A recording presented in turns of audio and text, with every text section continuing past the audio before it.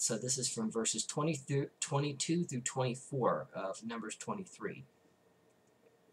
El, who brings them out of Egypt, is like the horns of a wild ox for them. See, I just read a passage that refers to El as bull. It's the exact same imagery and the exact same word for God. Surely there is no enchantment against Jacob, no divination against Israel. Now it shall be said of Jacob and Israel, see what El has done. Look, a people rising up like a lioness, and rousing itself like a lion. It does not lie down until it has eaten the prey and drunk the blood of the slain. So, two references to El apart from any reference to Yahweh, and it specifically uses bull imagery. More on the lion motif later. Here's the third oracle from Numbers chapter 24, verses 3 through 9. And he uttered his oracle, saying, the oracle of Balaam son of Beor, the oracle of the man whose eye is clear, the oracle of one who hears the words of El, who sees the vision of Shaddai, who falls down but with eyes uncovered. How fair are your tents, O Jacob, your encampments, O Israel!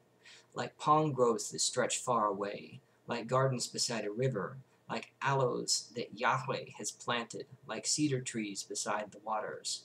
Water shall flow from his buckets, and his seed shall have abundant water.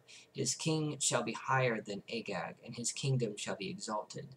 El, who brings them out of Egypt, is like the horns of a wild ox for them. He shall devour the nations that are his foes and break their bones. He shall strike with his arrows. He crouched, he lay down like a lion and like a lioness. Who will rouse him up? Blessed is everyone who blesses you, and cursed is everyone who curses you.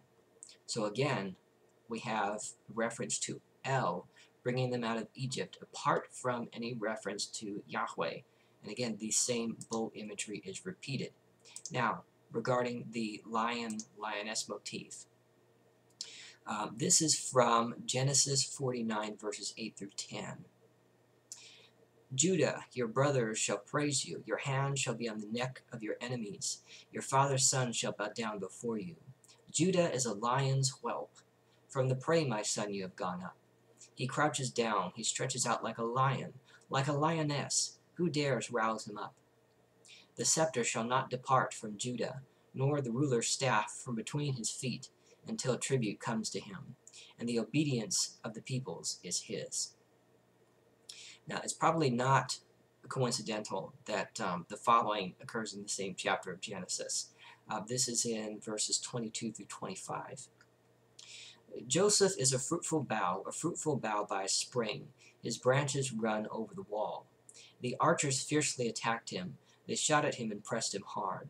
Yet his bow remained taut, and his arms were made agile by the hands of the bull of Jacob, by the name of the shepherd, the rock of Israel, by the El of your father who will bless you, by Shaddai who will bless you with blessings of heaven above, blessings of the deep that lies beneath, blessings of the breasts and of the womb.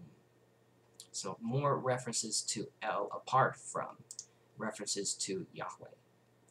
And this is the final oracle, which is in verses 15 through 23 of Numbers 24. So he uttered his oracle, saying, the oracle of Balaam son of Beor, the oracle of the man whose eye is clear, the oracle of one who hears the words of El, and knows the knowledge of Elyon, who sees the vision of Shaddai, who falls down but with his eyes uncovered. I see him, but not now. I behold him, but not near.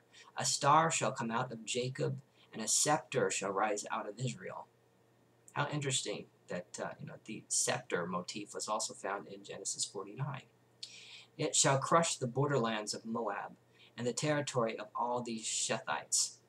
Edom will become a possession, Seir a possession of its enemies, while Israel does valiantly. One out of Jacob shall rule and destroy the survivors of Ir. Then he looked at Amalek and uttered his oracle, saying, first among the nations was Amalek, but its end is to perish forever. What exactly is that referring to? Amalek being the first nation? I don't know. Then he looked on the Kenite and uttered his oracle, saying, Enduring is your dwelling place, and your nest is set in the rock. Yet Cain is destined for burning. How long shall Ashur take you away captive? Again he uttered his oracle, saying, Alas, who shall live when El does this? So, in these oracles, there's at least two different references to El being the God who brought Israel out of Egypt, and no equation to Yahweh in those specific parts of the passage. El and his epithets, Shaddai and also Elyon, are referred to much more often than Yahweh here. So that's the evidence. Make up your own minds.